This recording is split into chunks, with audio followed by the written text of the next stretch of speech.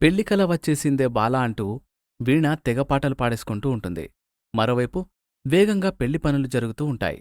అందరూ పెళ్లి హడావిడిలో ఉండగా రఘు మాత్రం ఆలోచనలో పడతాడు. రోజా మాట్లాడిన దానిలో నిజమేముంది? రోజా ఇంటికొచ్చినప్పటినుంచి కష్టపడుతూనే ఉంది. తనని నేను పట్టించుకోవడమే మానేశాను. గడిచిన ఒక్క సంవత్సరంలో రోజా చాలా కష్టాలను ఎదుర్కొంది.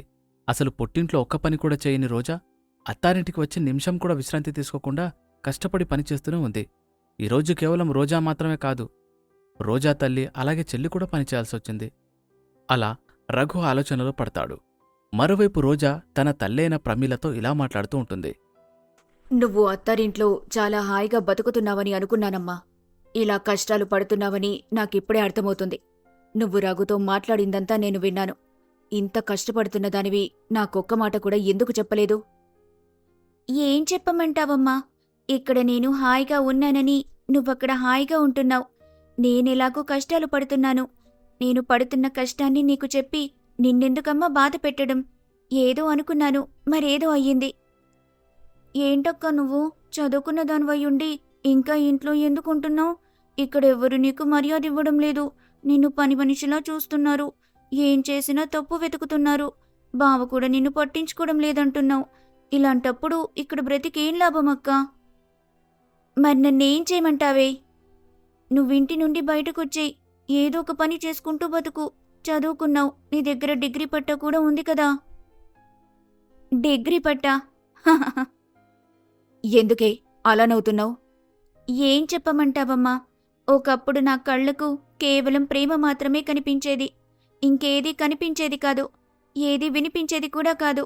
బుర్రలోకి అసలు ఏదీ వెళ్లేదే కాదు. రఘుని పెళ్లి చేసుకుంటే చాలు, జీవితంలో అన్నీ పొందినట్టేనని అనుకునేదాన్ని. అలా అనుకుంటూనే చదువుని అశ్రద్ధ చేశాను. నిజానికి నేను డిగ్రీ పాస్ అవ్వలేదు, ఫెయిల్ అయ్యాను. ఆ విషయం నీకు చెప్పి బాధ పెట్టడం ఇష్టం లేక పాస్ అయ్యానని అబద్ధం చెప్పానమ్మా. అయ్యో, ఎంత పనిచేశావే! అందుకే చెప్పాను, జీవితంలో చదువు కంటే విలువైంది ఏదీ లేదు అని. అది నీకు ఆర్థిక స్వాతంత్రంతో పాటు విలువని కూడా ఇస్తుంది. ఏదో 4 ముక్కలు చదువుకున్నాను కాబట్టి మీ నాన్న చనిపోయిన తర్వాత నేను పాఠాలు చెప్పుకుంటూ మిమ్మల్ని పెంచి పెద్ద చేశాను. ఆ 4 ముక్కలు కూడా రాకపోయుండుంటే ఏ కూలి పనో చేసుకుంటూ మిమ్మల్ని కూడా ఏదో ఒక రోజు కూలి పనికి తీసుకుని వెళ్లేదాన్ని. ఏం చేయమంటావమ్మా? అంతా నా తలరాత. లేదు, తలరాతని అనటానికి ఏం లేదులే. ఎందుకంటే నా తలరాతని నేనే రాసుకున్నాను. రఘు మాయలో పడి నేను నా చదువుని పూర్తిగా అశ్రద్ధ చేశాను. రఘు మాత్రం పాస్ అయ్యాడు, నేను ఫెయిల్ అయ్యాను. కేవలం డిగ్రీలో మాత్రమే కాదు, జీవితంలో కూడా ఫెయిల్ అయిపోయాను. అప్పట్లో నా ఆశయం కేవలం రఘుని పెళ్లి చేసుకోవడం మాత్రమే. ఒక్కసారి పెళ్ళైన తర్వాత నేను మహారాణినైపోతానని అనుకున్నాను. తీరా రఘుతో పెళ్ళయ్యాక అర్థమైంది, నేను మహారాణినవ్వలేదు, ఈ ఇంటికి పెద్ద పని మనిషినయ్యానమ్మా. బాధపడకు రోజా, నీక్కూడా మంచి రోజులు వస్తాయిలే. అలా తల్లి రోజాకి ధైర్యం చెప్తూ ఉంటుంది. ఇదంతా చాటుగా విన్న రఘు మరింత బాధపడతాడు. రోజా నన్ను నమ్ముకొని ఇంటికొచ్చింది, కాని నేను తనని చాలా ఏడిపించాను. అమ్మ అలాగే నాన్న ఇద్దరూ రోజాని ఒక పని మనిషిలా చూశారు. వీణ రోజాని మరింత ఇబ్బంది పెట్టింది. అయినా రోజా ఇవన్నీ తట్టుకుని కేవలం నాకోసమే బ్రతుకుతూ ఉంది. నేను ఎలా అయినా రోజాని సంతపెట్టాలి, తను కోరుకున్న జీవితాన్ని తనకందించాలి. అలా రఘు నిర్ణయించుకుంటాడు. మరోవైపు పెళ్లి గడేలు దగ్గర పడుతూ ఉంటాయి. సాంబశివరావు కూడా తన కుటుంబాన్ని అలాగే బంధుమిత్రుల్ని తీసుకుని విడిదికి ఇంటికొచ్చేస్తాడు. పెళ్లి ఏర్పాట్లు అన్నీ బాగా చేశారు. ఎంతైనా ఒక్కగానొక్క కూతురి పెళ్లి కదా, అందులోనే మీ కూతురంటే బాగా ఇష్టమన్నట్టుంది. ఎందుకుండదు చెప్పండి, నిజానికి కూతురు పుట్టిన తర్వాత నా అదృష్టం రెట్టింపైంది. తన కారణంగానే నేను ఈరోజు ఈ స్థితిలో ఉన్నాను. అందుకే తన వివాహాన్ని ఇంత ఘనంగా చేస్తున్నాను. ఏది ఏమైనా నా కొడుకు అదృష్టవంతుడు. మీలాంటి వారికి అల్లుడు కాబోతున్నాడు. అతన్ని కూడా మీరు సొంత కొడుకులా చూసుకుంటారని నాకు బాగా తెలుసు. అరే, ఎందుకు చూసుకొని చెప్పండి. ఇవాల్టి నుండి నాకొక్క కొడుకు కాదు, 2 కొడుకులు. ఇవాల్టి నుండి విజయ్ కూడా నా కొడుకే. అలా మాధవయ్య తన వియ్యంకుల కుటుంబాన్ని అతిథి మర్యాదలతో ఆహ్వానిస్తాడు. సరిగ్గా పెళ్లికి మరో గంట సమయం ఉండగా విజయ్ తన తల్లిదండ్రులతో ఇలా మాట్లాడుతూ ఉంటాడు. ఏంటి నాన్న మీరు ఆ బట్టలు వేసుకో ఈ బట్టలు వేసుకుంటూ నన్ను విసిగించేస్తున్నారు? అసలు నాకీ పెళ్ళంటేనే ఇష్టం లేదు. అమ్మాయిని చూసారా, అసలు అందంగా లేదు. ఏదో డబ్బు కోసం కళ్ళు మూసుకొని పెళ్లి చేసుకుంటున్నాను. ఒరే ఒరే ఒరే, కాస్త మెల్లగా మాట్లాడరా. ఇంత గట్టిగా అరిచి మాట్లాడితే ఇంకేమైనా ఉందా? ఏంటే నీ కొడుకు? మొత్తం మన ప్లాన్ అంతా వీడి కారణంగానే అట్టర్ ఫ్లాప్ అయ్యేలా ఉంది. చాలే ఊరుకోండి. ఆ అబ్బాయికి ఏమి ఇష్టమైతే అదే వేసుకుంటాడు. మీరు ఊరికెవరిని విసిగించకండి. అలా చెప్పమ్మా. ఇదిగో నాన్న, నేను ముందే చెప్తున్నాను. నేను అనుకున్నట్టుగా సినిమాలో హీరోగా నటించాలి. పెళ్ళైన వెంటనే మీరు ఏ నాటకం ఆడతారో నాకు తెలీదు. ఈ మాధవ దగ్గర నుండి 10 కోట్ల రూపాయలు వసూలు చేయండి. ఆ డబ్బుతో నేను సినిమా తీస్తాను. అలాగేరా. నువ్వు నువ్వు కళ్ళు మూసుకుని పెళ్లి చేసుకో. పెళ్ళైన 10 రోజు నుండే మనం అమ్మాయిని హింసిద్దాం. పాపం కూతురు అంటే ఆ మాధవయ్యకి చాలా ఇష్టమున్నట్టుంది. ఆ పిల్ల కంట్లో నీటిని అస్సలు చూడలేడు. వెంటనే మనం అడిగిన డబ్బు మనకు అప్పగిస్తాడు. వ్యాపారం చేసుకుంటామని చెప్పి నువ్వు ఆ డబ్బుని సినిమాకి వాడుకో. అలాగే మరొక 2 కోట్ల రూపాయలు కూడా అడగండి. ఈ మధ్య బంగారం ధర బాగా పెరిగిపోయింది. కాస్త కొని పొట్టేసుకుంటాను. అలా సాంబశివరావు కుటుంబం అంతా మాట్లాడుకుంటూ ఉంటారు. ఇదంతా రోజా చెవిన పడుతుంది. గది బయట ఉన్న రోజా ఇదంతా వింటుంది. అసలు నేను విన్నది నిజమేనా? ఏం జరుగుతుంది ఇక్కడ?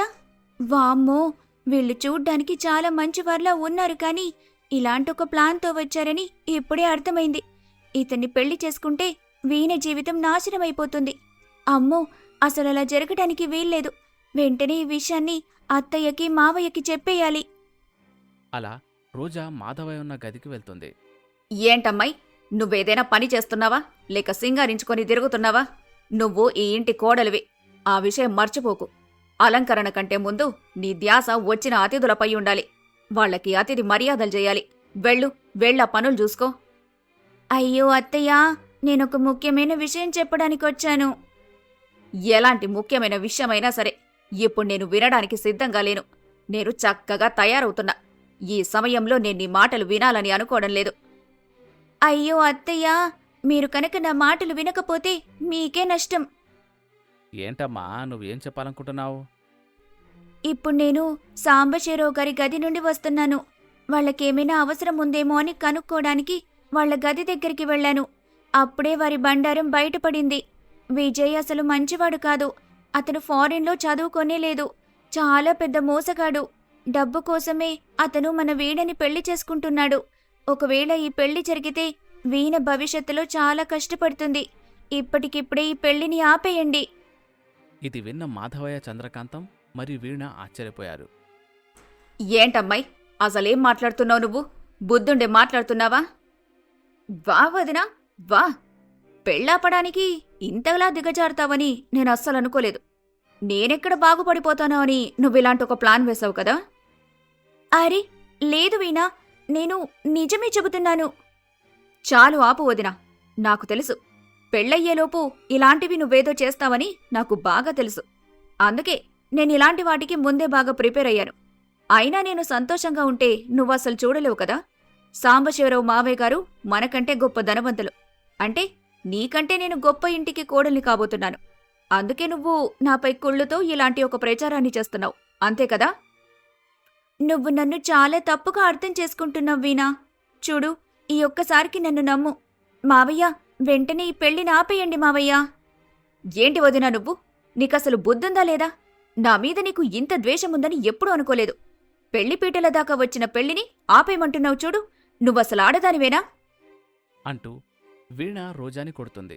ఇంతలో అక్కడికి రఘు వస్తాడు. ఏంటి వీణ, నీకసలు బుద్ధుందా? ఎందుకు నువ్వు రోజాని కొట్టావు? రోజా నీకంటే వయసులో పెద్దది. కనీసం నీకు ఆ విషయమని తెలుసా? హా, వయసులో పెద్దదైతే అది సరిపోదు. పెద్దరికం కూడా ఉండాలి. ఈవిడ నా పెళ్లిని చెడగొట్టడానికి చూస్తుంది. వెంటనే పెళ్లి ఆపేయమని చెబుతుంది. ఏంటి రోజా, నువ్వు పెళ్లిని ఆపాలని చూస్తున్నావా? అయ్యో రఘు, అసలు ఏం జరిగిందంటే అంటూ రోజా తాను విన్న విషయాన్ని రఘుతో చెప్తుంది. రఘు ఆశ్చర్యపోతాడు. నిజంగా సాంబశివరావు ఇలాంటి ప్లాన్ వేశాడా? ఏంటన్నయ్యా నువ్వు బుద్ధి లేకుండా దీని మాటలు వింటున్నావు? అరే, కాస్త మర్యాదిచ్చి మాట్లాడు. రోజా అసలు ఎప్పుడు అబద్ధాలు చెప్పదు. ఒకసారి ఈ విషయం గురించి మీరు కూడా ఆలోచించండి. ఏంట్రా ఆలోచించేది? నువ్వు కూడా నీ భార్యలాగే నా కూతురు పెళ్లిని పాడు చేయాలని అనుకుంటున్నావు. ఎన్ని రోజులు కొడుకు కొడుకు అని ఊరుకున్నాను. అసలు ఏ రోజైతే ఈ పేద పిల్లని ఇంటికి తీసుకునొచ్చావో ఆ రోజే నీ దరిద్రం మొదలైంది. ఏంటి నాన్న ఇలా మాట్లాడుతున్నావు? ఓ, నాకిప్పుడు అర్థమవుతోంది. నిజానికి మీ ఇద్దరికి వీణపై కుళ్ళు బాగా ఎక్కువైంది. మీరిద్దరూ కలిసి ఈ పెళ్లిని ఆపాలనుకుంటున్నారు. మీరిద్దరూ కలిసి ఆడుతుంది నాటకం. సొంత చెల్లి పెళ్లిని ఆపాలనుకుంటున్నావు. నీకసలు బుద్ధి లేదా?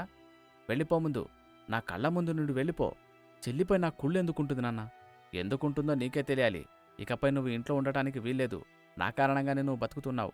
ఎంతో కష్టపడి నన్ను ఒక సంస్థని స్థాపించి దాన్ని బాగా అభివృద్ధి చేశాను. ఆ తర్వాత నిన్ను డైరెక్టర్ కుర్చీలో కూర్చోబెట్టాను. అందుకే ఈరోజు నీకు పొగరు బాగా ఎక్కువైంది. నువ్వు నీ సొంతంగా బతకడం నేర్చుకో. మీరిద్దరిక్కడి నుంచి వెళ్ళిపోండి. అలా మాధవయ్య చెప్పడంతో రఘు రోజాని తీసుకుని ఇంటి నుంచి బయటకు వెళ్ళిపోతాడు. ఏంటండి మీరు ఇలా ఇంటి నుండి బయటకు తీసుకుని వచ్చేసారేంటి? మరి నన్నేం చేయమంటావు? నాన్న చూశావుగా ఎన్ని మాటలంటున్నాడో. ఇదంతా నా కారణంగానే జరిగింది. నేనసలు ఆ సాంబశివరావు మాట్లాడిన మాటలు వినకుండా ఉండాల్సింది. అంతా నా కర్మ. అరే, నువ్వేమీ బాధపడకు. నువ్వు విన్నదిగా చెప్పావు. నువ్వు నా చెల్లి జీవితాన్ని బాగు చేయాలనుకున్నావు. కాని వారు తమ సొంత చేతులతో తమ కూతురి జీవితాన్ని బుగ్గిపాలు చేయాలనుకుంటున్నారు. ఇప్పుడెక్కడికి వెళ్దామండి? ఏమో, నాకు మాత్రం ఏం తెలుసు. నన్ను క్షమించు రోజా. నన్ను పెళ్లి చేసుకుని నువ్వు ఏ రోజు సంతోషంగా లేవు. ఇన్ని రోజులు పెద్ద బంగ్లాలో ఉన్నప్పటికీ సంతోషంగా లేవు. ఒక్కసారిగా నిన్ను రోడ్డుపైకి తీసుకొని వచ్చేశాను. ఇప్పుడు కూడా సంతోషంగా లేవు. నాన్న తిట్టగానే కోపంతో నిన్ను ఇంటి నుంచి తీసుకొని వచ్చేశాను. కానీ ఎక్కడికెళ్లాలో ఎలా ఉండాలో కూడా నాకు తెలీదు. అలా రోజా మరియు రఘు బాధపడుతూ ఉంటారు. ఇంతలో ప్రమీల మరియు తులసి వారి వద్దకు వస్తారు. ఏంటమ్మాయి, లోపల ఏదేదో మాట్లాడుకుంటున్నారు? మాధవయ్య మిమ్మల్ని ఇంటి నుండి గెంటేశాడా? అవునమ్మా, అసలేం జరిగిందంటే అంటూ రోజా జరిగిందంతా చెప్తుంది. అయ్యయ్యో, ఎంత పెద్ద గొడవ జరిగిపోయింది. ఎక్కడికి వెళ్ళాలో ఎలా వెళ్ళాలో తెలియక ఇదిగో ఈ చెట్టు కింద కూర్చున్నాం. ఎక్కడికో వెళ్లాల్సిన కర్మ మీకేంటి? పదండి, మనం మన ఇంటికి వెళ్దాం. అవునమ్మా, పద ముందు మనం ఇంటికి వెళ్దాం. ఇలా రోడ్డుపై కూర్చుంటే ఏమైనా బాగుంటుందా చెప్పు? మీ ఇంటికా? బాగుండదేమో అమ్మా. అరే, ఎంత పెద్దదానివైపోయావు. చిన్నప్పటి నుండి పుట్టి పెరిగిన నీ ఇల్లు ఈరోజు మా ఇల్లైపోయిందా? చూడమ్మా, మా ఇల్లు మీ బంగ్లా అంత పెద్దగా ఉండకపోవచ్చు, కాకపోతే ప్రశాంతంగా ఉంటుంది. చూడు బాబు, కొడుకులేని లోటును నేను నీ ద్వారా తీర్చుకున్నాను. ఈ రోజు నువ్విలా రోడ్డుపై కష్టపడుతుంటే నేను చూడలేను. ముందు మనం మన ఇంటికి వెళ్దాం పదండి. ఇక మీరు ఏమీ మాట్లాడకండి. అలా ప్రమీల రోజాని అలాగే రఘుని తన ఇంటికి తీసుకుని వెళ్తుంది. మరోవైపు చంద్రకాంతం బాధపడుతూ ఉంటుంది. ఏంటండి మీరు కూడా? చిన్నపిల్లాడు ఏదో 4 మాటలన్నాడు. క్షమించి వదిలేకుండా ఇంటి నుంచి ఎలా బయట గెంటేశారండి?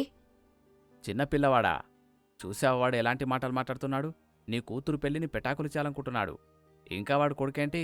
వాడికి నాకు ఎలాంటి సంబంధం లేదు. చాలా బాగా చెప్పావు నాన్న. అసలు ఎప్పుడైతే ఆ రోజా మన ఇంటికొచ్చిందో అప్పుడే అన్నయ్య పూర్తిగా మారిపోయాడు. అన్నయ్య మారిపోవడానికి కారణం వదినే. అంతకుముందు అన్నయ్య ఎంతో ప్రేమించేవాడు, నన్ను బాగా చూసుకునేవాడు. కాని వదిన రావటంతో అన్నయ్యలో చాలా మార్పొచ్చింది. ఏకంగా నా పెళ్లినే ఆపాలనుకున్నాడు వాడు. ఇలాంటి వాణ్ణి నేను కూడా అస్సలు క్షమించను. అలా వీణ కూడా రఘుని మరియు రోజాని ద్వేషిస్తూ ఉంటుంది. కాని చంద్రకాంతం మాత్రం కాస్త బాధపడుతూ ఉంటుంది. మరోవైపు పెళ్లి ఘడియలు దగ్గర పడ్డంతో వీణ పెళ్లిపీటలపై కూర్చుంటుంది. అలా వీణకి మరియు విజయ్కి పెళ్లి జరుగుతుంది. ఈ పాటికి పెళ్ళయిపోయి ఉంటుంది. అవునక్క, పెళ్ళైపోయింది. చూడు, ఫొటోస్ కూడా ఇన్స్టాలో పోస్ట్ చేసేశారు. వాళ్ళిద్దరూ చాలా ఆనందంగా ఉన్నారు. ఆ అబ్బాయిని చూస్తుంటే మంచివాళ్లానే ఉన్నాడు. నువ్వు చెప్పిందసలు నమ్మాలనిపించడం లేదక్కా. నువ్వు కూడా నన్ను అనుమానిస్తున్నావా తులసి? అయ్యో లేదక్కా, చూడు, ఈ ఫోటోను ఒకసారి గమనించు. ఇద్దరు ఫోటోలో ఎంత ఆనందంగా ఉన్నారో చూడు. నిజంగా ఆ అబ్బాయికి మన వీణంటే ఇష్టం లేకపోతే ఇంత ఆనందంగా ఎలా ఉండగలుగుతాడు? అదే కదా నాకు అర్థం కావటం లేదు. ఇదంతా నటన. నేను నా చెవులతో విన్నాను. మనం ఎలా అయినా వీణని కాపాడాలి. వీణకి పెద్ద ఇబ్బంది ఏదో రాబోతున్నట్టు అనిపిస్తుంది. ఏంటి రోజా, నువ్వు ఆ ఇంట్లో నుండి బయటకొచ్చేసినప్పటినుంచి ఇంకా వీణ గురించి ఆలోచిస్తున్నావా? నువ్వు మర్చిపోయావా మా నాన్న ఎన్నెన్ని మాటలన్నాడో? నేను ఎందుకు పనికిరానని అన్నాడు. మా నాన్న లేకపోతే నాకు ఎవరూ ఉద్యోగం కూడా ఇవ్వరు అని అన్నాడు. ఇప్పుడు మనం మన సొంత కాళ్ళపై నిలబడాల్సిన సమయం వచ్చింది. ఆస్తి అంతస్తు లేకపోయినా సరే మనం హాయిగా బ్రతకగలమని వారికి నిరూపించాలి. నువ్వు ముందు దీని గురించి ఆలోచించు. వీణ గురించి ఎప్పుడైనా ఆలోచించొచ్చు. అలా రఘు రోజాతో చెప్తాడు. రోజా కూడా ఏం పని చేయాలో తెలియక సతమతమవుతూ ఉంటుంది. అలా ఆ రోజు కాస్త గడిచిపోతుంది. మరుసటి రోజు వీణ తన అప్పగింతల సమయంలో ఏడుస్తూ ఉంటుంది. అరే, ఏడవలసిన పనేముందమ్మాయి. నువ్వేమైనా పరాయి వాళ్ళ ఇంటికి వెళ్తున్నావా? మనింటికే కదా వస్తున్నావు. నువ్వు పుట్టింట్లో ఎలా పెరిగావో నాకైతే తెలీదు, కాని అత్తారింట్లో మాత్రం నిన్ను మహారాణిలా చూసుకుంటాం. సులోచన గారు, మీ ఈ మాటలు వింటుంటే నాకు చాలా ఆనందంగా ఉంది. నాకు నమ్మకం కుదిరిందోదినా, మీరు ఖచ్చితంగా నా కూతుర్ని బాగా చూసుకుంటారనిపిస్తుంది. తప్పకుండా చూసుకుంటాం. మీరు మీ కూతురు గురించి పూర్తిగా మర్చిపోండి. నా కూతురు నేను ఎంతో గారాబంగా పెంచాను. తనని మీరు జాగ్రత్తగా చూసుకోండి. అలా వీణ అత్తగారింటికి బయలుదేరిపోతుంది. మాధవయ్య మరియు చంద్రకాంతం ఇంటి వద్ద బాధపడుతూ ఉంటారు. అలా వీణ అత్తారింటికి వెళ్తూ దారిలో కూల్ డ్రింక్ తాగడానికి ఒక పెద్ద షాప్ వద్ద ఆగుతుంది. అదే సమయంలో రోజా మరియు రఘు రోడ్డుపై కూర్చొని ఇలా మాట్లాడుకుంటూ ఉంటారు. ఏమైంది రఘు? నువ్వసలు టిఫిన్ కూడా చేయలేదు. ఎలా చేయమంటావు చెప్పు. రాత్రి నాన్న మాట్లాడిన మాటలే నాకు ఇంకా వినబడుతున్నాయి. ఏం చేయాలో తెలీదు. కానీ ఏదో ఒకటి చేసి గొప్ప పేరు సంపాదించాలి. అరే, నువ్వు కంగారు పడకు. తప్పకుండా మనం గొప్ప స్థాయికి వెళ్తాం. సినిమాలు చూడలేదా? ఇంటర్వెల్లో హీరో అలాగే హీరోయిన్ ఇలాగే కష్టాలు పడుతూ ఉంటారు. కానీ క్లైమాక్స్కొచ్చేసరికి ఇద్దరూ సుఖ సంతోషాల్లో తేలిపోతూ ఉంటారు. ఇదంతా వింటూ ఉన్న వీణ అక్కడికి వచ్చి ఇలా అంటుంది. అబ్బో, గొప్ప స్థాయికి వెళ్ళిపోతారా? ఎలా? ఏంటి రోజా, గొప్ప స్థాయికి ఎలా వెళ్ళాలని అనుకుంటున్నావా? నువ్వేమో డిగ్రీ కూడా పూర్తి చేయలేదు. డిగ్రీ పూర్తి చేయకపోతే ఎవరికైనా ఏ ఉద్యోగం వస్తుంది? ఒక పని చెయ్యి. మా ఇంటికొచ్చినప్పటి నుండి నువ్వు పాచి పని చేయడం బాగా నేర్చుకున్నావు కదా, అదే పాచి పనిని 4 ఇళ్లలో చెయ్యి. తప్పకుండా డబ్బులు సంపాదిస్తావు. ఇక నువ్వు నాన్న కంపెనీలో తప్ప నీకు మరెక్కడా ఉద్యోగం దొరకదు. ఇప్పుడే దీన్ని వదిలేయ్. ఎప్పుడైతే దీన్ని పెళ్లి చేసుకున్నావో అప్పుడే నీకు దరిద్రం పట్టుకుంది. వెంటనే దీన్ని వదిలేసి వెళ్ళి నాన్న కాళ్ళపై పడు. కావాలంటే నేను కూడా నాన్నకి నీ గురించి రికమెండ్ చేస్తానులే. నాన్న నిన్ను క్షమించి ఇంట్లోకి రానిస్తాడు. అది విన్న రఘుకి చాలా కోపం వస్తుంది. పెళ్లి కూతురు చీరలో ఉండి బ్రతికిపోయావు. లేకపోతే నీ చెంప చెల్లుమనిపించేవాణ్ణి. ముందు మర్యాదగా నా కళ్ళ ముందు నుండి వెళ్ళిపో. మమ్మల్ని చూసి తెగ నవ్వుకుంటున్నావు కదా. అయినా ఎంతసేపు నవ్వుతావులే. ఇంటికెళ్ళిన వెంటనే నువ్వు కట్టుకున్నవాడి అసలు రూపం బయటపడుతుంది. అప్పుడు మాకంటే ఘోరంగా ఏడుస్తావు. అరే, శుభమాని అత్తారింటికి వెళ్తున్న ఆడపిల్లని ఇలా ఎవరైనా అంటారా? తప్పండి. చెయ్యాల్సిందంతా చేస్తూ పైకి ఎంత మంచిదన్లా మాట్లాడుతున్నావు రోజా? చూడు వీణా, ఏం చెప్పినా వినే స్థితిలో నువ్వు లేవని నాకు అర్థమైంది. ఎందుకైనా మంచిది, కాస్త జాగ్రత్తగా ఉండు. ఇక మా విషయానికొస్తే మేము ఎవ్వర్నీ బాధ పెట్టాలనుకోవటం లేదు. ఎవ్వర్నీ మోసం చెయ్యాలని కూడా అనుకోవటం లేదు. మా కాళ్లపై మేము బ్రతకాలనుకుంటున్నామంతే. ఆ దేవుడు మాలాంటి వాళ్లకి తప్పకుండా సహాయం చేస్తాడు. పద రఘు, వెళ్దాం. అలా రఘు మరియు రోజా అక్కడి నుంచి వెళ్ళిపోతారు. వీణ కారెక్కి అత్తారింటికి వెళ్ళిపోతుంది. రోజా మరియు రఘు ఎలా అయినా గొప్ప స్థాయికి వెళ్ళాలి అని అనుకుంటారు. మరోవైపు వీణ అత్తారింటికి మహారాణి అవ్వాలి అని అనుకుంటూ ఉంటుంది. విజయ్ మాత్రం వీణని హింసించి మాధవయ్య నుండి డబ్బులు కొట్టేయాలి అని అనుకుంటూ ఉంటాడు. అసలేం జరగబోతోంది? పాపం వీణ బలిపశువు కాబోతోందా? వీణని అసలు ఎవరు రక్షిస్తారు? రోజా మరియు రఘు నిజంగా జీవితంలో సక్సెస్ అవుతారా? అదంతా తెలుసుకోవాలంటే మరొక ఎపిసోడ్ వరకు వెయిట్ చేయాల్సిందే.